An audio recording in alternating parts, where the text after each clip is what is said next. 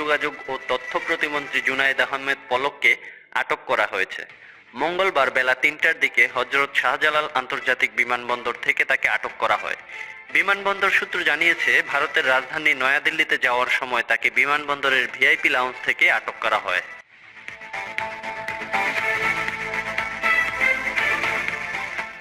এর আগে গত শুক্রবার ব্যর্থতার দায় নিয়ে প্রকাশ্যে ক্ষমা চান পলক।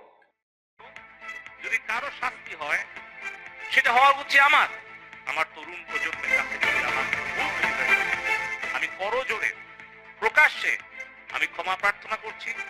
এবং এই ইন্টারনেট ব্যাহত হওয়া, এই সোশ্যাল মিডিয়ার গুজব প্রতিরোধে ব্যর্থ হওয়া, এই সকল কিছু দায় এবং দায়িত্ব, ব্যর্থতা আমি নিজের কাঁধে তুলে নিচ্ছি এবং যে কোনো সিদ্ধান্ত আমি মেনে নেওয়ার জন্য আবারও প্রতিশ্রুতি আমি সকলের সামনে দিচ্ছি।